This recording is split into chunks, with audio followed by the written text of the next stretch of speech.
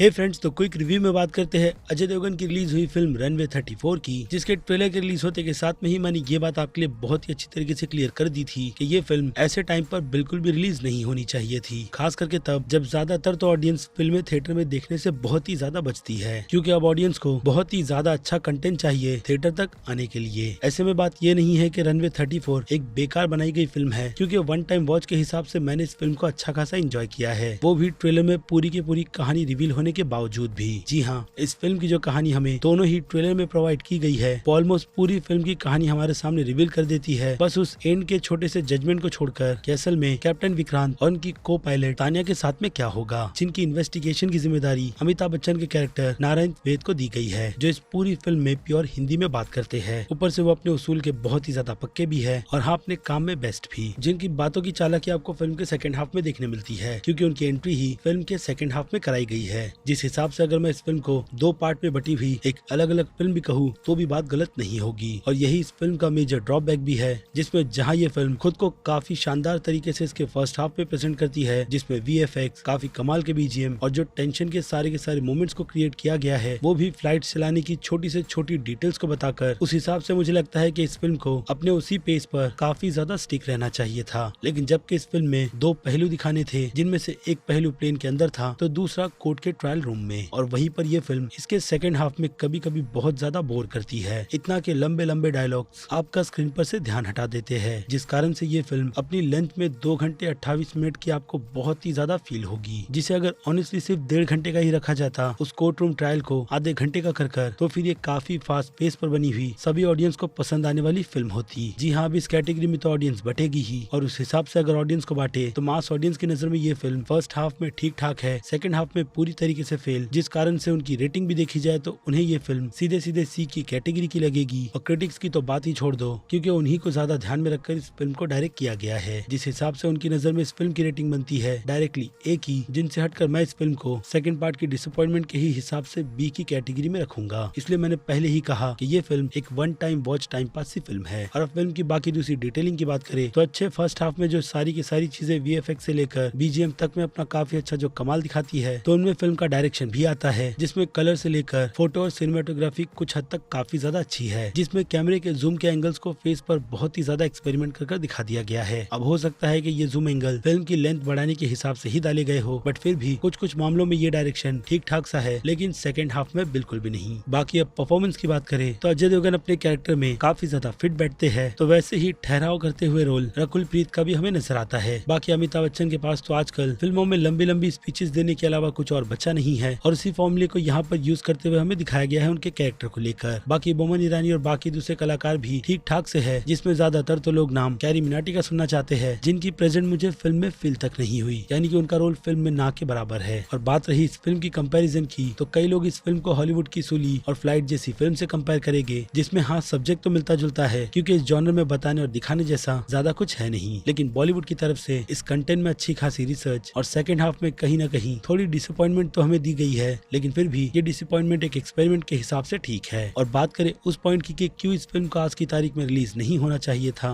Well तो वो reason Ajay Devgan का स्टारडम है, जिनका करियर एक टाइम पर तो मास महाराजा के नाम पर बहुत ही ज्यादा अच्छा चल रहा था, लेकिन कुछ फिल्में जिस तरीके की उनकी लॉकडाउन के बाद निकल कर आई है, उससे कहीं ना कहीं उनसे वो टैग छीन सा गया है, और इसी कारण से ऑडियंस उनके नाम से फिल्म ज्यादातर तो थिएटर में देखने के लिए अभी के तौर पर तो बिल्कुल भी नहीं आएगी। और ऊपर से इस तरीके का कंटेंट वो भी बॉलीवुड के मास महाराजा की तरफ से ऐसी ऑडियंस को डिसअपॉइंट करेगा, खास करके वो जो इस फिल्म को थिएटर में देखने जाएंगे। बाकी फैंस के लिए तो ये फिल्म कुछ यूनिक ही प्रेजेंट करेगी, लेकिन उन ऑडियंस के लिए बिल्कुल भी नहीं। यानी कि इस तरीके की फिल्मों को एक्टर्स के उस मुकाम पर आना चाहिए जब उनका करियर बहुत ही ज्यादा पीक पर हो, और अगर ऐसे में वो बीच में इस तरीके की फिल्म दे तो उससे ऑडियंस भी बिल्कुल डिसअपॉइंट नहीं होती है, जो कि फिलहाल तो अब डेफिनेटली मास ऑडियंस इस फिल्म को देखकर होगी। लेकिन फिलहाल तो ये मेरा पर्सनल ओपिनियन है फिल्म रनवे 34 को लेकर, जिस बारे में अब आपकी राय मुझे कमेंट में चाहिए। बाकी मैं हूँ अजीज, आप देख रहे थे मूवी स्टॉक शो चैनल, जिसे अगर आपने अभी तक सब्सक्राइब नहीं किया है तो सब्सक्राइब कर लीजिए, और बगल में बने हुए इस बेल आइकन के साथ साथ नोटिफिकेशन को भी ऑल पर क्लिक कर दीजिएगा। बाकी अब मैं मिलूंगा जल्दी आपसे दूसरी किसी वीडियो में किसी और फिल्म या फिर किसी और सीरीज के टॉपिक पर बात करते हुए। तब तक के लिए आप मेरे चैनल के बाकी दूसरे वीडियोस को भी एंजॉय कीजिए। Till then